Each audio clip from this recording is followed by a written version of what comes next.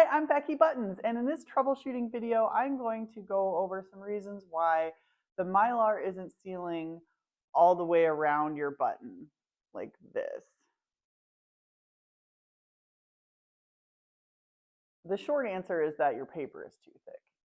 All right, so first I'm going to demonstrate the problem. I've got calipers here, and I'm just going to show you that this paper I'm trying to use, this cardstock, is 0.4 millimeters thick. This is way too thick. Just for comparison, let's try this paper. I cut a bunch of different circles over here. This is 0.17 millimeters thick, and then the Epson presentation paper is 0.12 millimeters thick. Okay, so I'm going to demonstrate the problem with paper that's too thick.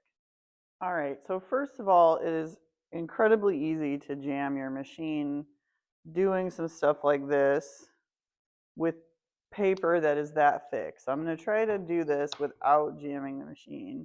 So I put shell graphic Mylar into the die A, pickup die, and then I'm going to hold down the base to make sure it doesn't get jammed up in there.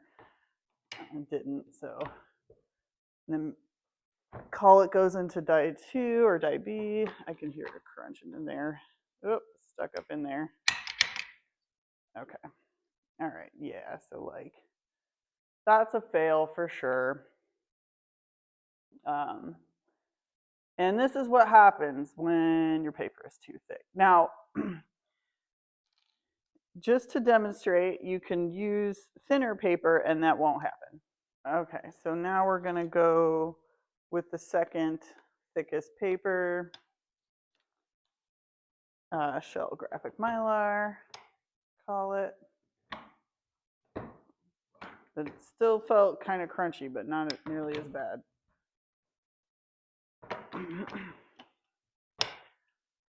Okay, so that one worked perfectly. That is a perfect crimp.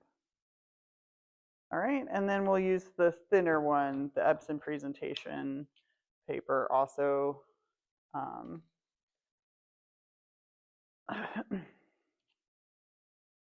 Which is even thinner.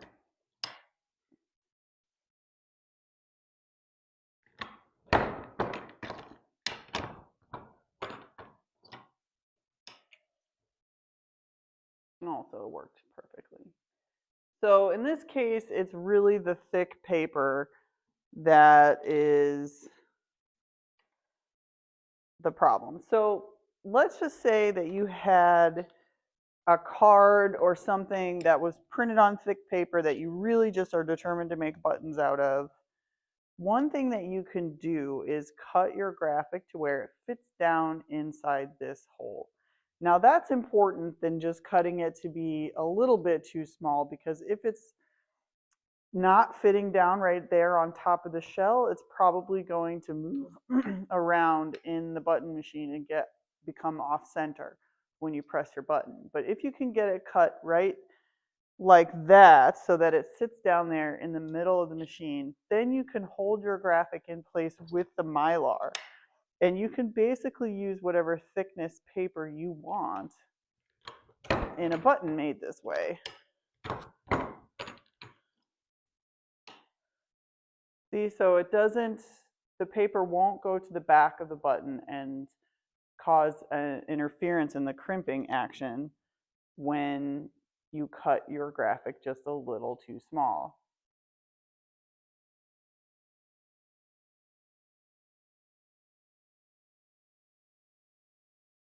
So if you've got some buttons that are coming out like this or like this, and you're using like a cardstock or something, relatively heavy paper, try switching over to an office paper and troubleshoot and see if it still happens. If it doesn't, that means your paper is too thick. And you can either cut your graphic to where it sits just on the face of the button but doesn't wrap around to the back at all, or you can switch paper. If your buttons are coming out like this and the Mylar's just popped out on the one side and you're using regular office paper, you switched over to regular office paper, and the problem persists, then it might be something inside the die.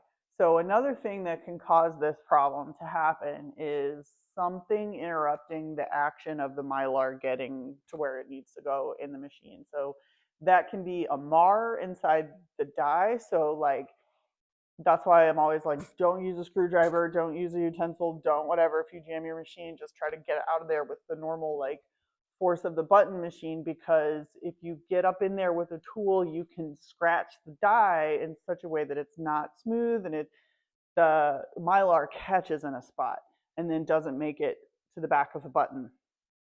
So if that's happening, you actually need to get your machine resurfaced, like the die inside needs to be polished to get rid of that. But one thing that can kind of help in the meantime is silicone-based machine lubricant.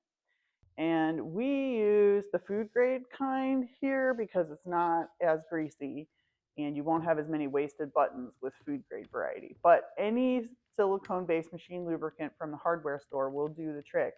And you want to spray it inside the die and then wipe it out. And sometimes that allows the surface, whatever's happening on this, like if there's a piece of crud or something that's catching on the Mylar, that'll wipe it out. If there's a mar or scar or some kind of burr or something happening inside the die, sometimes that can help smooth things out until you can get your machine service. If you're making buttons at home and you're using an inkjet printer, the problem that most people run into with using thinner paper in their inkjet printer is that the thinner paper isn't really meant for use with inkjet printing.